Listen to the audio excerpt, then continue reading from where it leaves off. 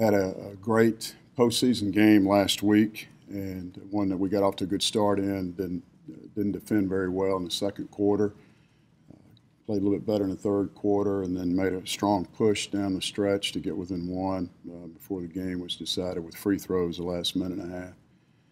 And it was a great atmosphere, two passionate teams going at it, fan bases going at it, and it's something that we were certainly glad to be a part of, and appreciate the NIT for allowing us to play in their tournament. We got back home and taking a couple days off here, and the guys will be in class and study hall for the next couple of weeks, obviously, and then we'll have spring break, and then we'll start workouts here in a couple of weeks after the Final Four. So they'll get a little bit of time off mentally and physically here to regroup and make a hard push in the classroom, something that we need to finish off as well. Had a great season. Proud of our team. We had many accomplishments that we're certainly proud of. The 48 wins are the most in 46 years. In the last 2 years, the 48 wins are the most in 46 years. Our free throw percentage was second best in school history at 76-1. And in conference games, we shot 79% from the free throw line, right at 80%. So guys did a great job there. Had the second most assists in school history, again going back for 45 years, second most assist. Had the second, the steals were the most, for the last 13 years. So we did a good job there stealing the basketball. And scoring the basketball is something that we have done a great job of. We've led the league in scoring 6 years in a row. No other Sun Belts led the league 4 years in a row, and we've done it 6. Certainly proud of that. And it's the most points that we have scored in a season in 18 or 17 years here at UL. And it's the highest scoring average by a Sun Belt team in the last 23 years. So offensively did some great things. Defensively we were good as well. Had a great group of young men that worked extremely hard. They were a joy to coach. They all have bright futures. One of the best groups that I've ever had from a leadership standpoint and a personality standpoint. We spent a lot of time together from practice last summer to Cuba, through the Grand Caymans, all the way through a fantastic regular season conference championship, first one won in a long time by our university. So very proud of that 3-month stretch that we had. And then just came up a little bit short in the end. Unfortunately, we had a couple of guys that were sick or injured or both, and didn't shoot the ball the way we shot it in previous games or throughout the season. And it would have been nice to have played our best at the end, but we were just a little bit short-handed. And it always comes to a sudden end. Just ask Virginia. As you saw in the tournament, Loyola Maryland's had a great run. Nevada's had a great run. Been some teams that have really exemplified what the NCAA tournament's all about if given an opportunity. So very proud of our young men. We'll have our banquet on April the 9th, looks like. And I think we know all the accolades that our guys have received this year, with Frank and Bryce being first team All-League and Jakeenan being third team Defensive Player of the Year in the league, and also Newcomer of the Year in the league. Frank made the All-District team. He and Bryce and Jakeenan both made that, a 10-team, 10-player selection, 2 teams.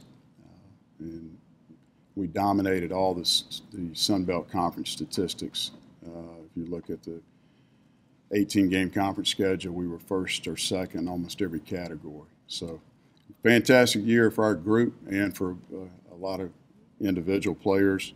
And we're excited about the off season. We'll get busy recruiting. We got to add a couple more players to our team, and we look forward to finishing up our schedule and having an opportunity to have another run at a conference championship next year. How adamant you were about defending your team in this past week, how do you think that can help you going forward with recruiting when players go out and see like, wow, that guy's pretty fire, that guy will defend me, that guy will fight to make sure I have a successful career. So how often or how much do you think that can help you going forward? Well, I'm always passionate about my team and believe in my team and state the facts about our team when the facts are there. I don't make up things just to do it. I certainly speak the truth when I speak, and I think that players across the country recognize what the Ragin Cajun brand's all about, and hopefully we'll continue to bring in quality young men that can help us play for conference championships. How many more spots do you have available this year? Well, you're never sure with the market today, the way things go, but on paper we've got one scholarship left at this time, and might have more. So continue to recruit and kind of in the waiting game mode right now on a couple of young men. And everything still go with Julian coming here? Yes. Yes, no reason it wouldn't be. In terms of the NCAA tournament, just with all the upsets over the past weekend, does it make you feel confident for mid-major teams like yourself that you can get in and you can make things interesting once you just crack that and win the Sun Belt Conference tournament and get in? Right. I don't think there's any doubt. Porter Moser's a friend of mine, known him for a long time. He was a head coach in this league at Little Rock at one time, and his team has played fantastic all year. I watched them earlier in the year, compared us to them, the way they share the ball. They don't care who gets the credit. We don't have Sister Jean on our side, but everything else, our teams are very similar, and they're a group that won the Valley and had to beat a very good Illinois State team that went 17-1 in the Valley last year to get to go to the NCAA tournament. So a group like that shows what they can do once they get in the field and compete. It was a great weekend for college basketball. And as I said earlier, it always comes to a sudden end. It's tough. Teams that make shots and make big plays and get the breaks come out on top. With the 27 year, with the group of leadership that you mentioned, with obviously the Sun Belt regular season championship and the stats, the way that the season ended with the injuries, with 2 straight losses, that doesn't seem fitting for the rest of that story, right? No, it doesn't at all, Seth. We've said this before, it is what it is. And it's unfortunate that we had guys get sick, get injured, got a couple of bad breaks. But we set a school record for wins, something I missed earlier, and we're very proud of that. Had one of the best teams we've had. Our fan base was tremendous all year. They were tremendous in the playoff game, and we certainly appreciate their support and want to continue to put a product out there that leads the league in scoring, that plays exciting basketball, and brings the best teams that we can bring into the Cajun Dome every year. But when it's all over, just like with Tony Bennett, a class guy, it's all about your relationship with the guys and the journey. Success is not a destination, it's the journey. Does the way things unfolded and reached the 27 wins, but realistically not having a shot at getting into the tournament as a non-conference tournament winner, make you more inclined or less inclined to schedule higher RPI teams? We'll play anyone that will play. We just have a difficult time getting teams to come to our campus in the Cajun Dome. And I've had a lot of success at home over my career, over 80% winning percentage, and it's difficult to have teams come in and play. If you look back at the NIT, the first round was 16-0 with all home teams winning. And that was one of the reasons that I defended our record and what we'd done to the NIT, saying that we felt like we deserved a home game. But we'll play anyone that can play. It's still, scheduling is not an exact science. Teams and coaches are very protective of their programs, and rightfully so. Coach, would you like to say anything about JJ and what kind of guy he was? Very sad news yesterday, early afternoon, after getting out of church and hearing the news that had happened. And we knew that JJ had some demons before, and just so sad. He had really done a good job. He's a great person. He was so full of life. He was a joy to coach. He was one of my first signees, and he at one time had signed with Stephen F. Austin, and we got him out of his letter. and signed him in August to come here right when school started. And what a freshman year he had. He was fantastic. I can remember him hanging 25 plus on Western Kentucky as a freshman here in front of about 7,300 fans one night in the Cajun Dome. So just so sad news. Ironically, I got a really nice text after the basketball game last Wednesday night from his father. And I'm going to reach out to him this afternoon as well. But just a sad day for our basketball family. Coach, when you look back on the season, what's one thing you're going to kind of remember about this season most? This is the leadership and the ride that these guys gave us all. It was one of my easiest years in coaching. We had tremendous leadership starting from the seniors. Just had a great group of young men and enjoyed each other, high character guys that shared the basketball. Thought we were a great passing team, one of the best that I've had, and I think the stats back that up. So that's the main thing, to watch these guys continue to move on with their lives and be successful.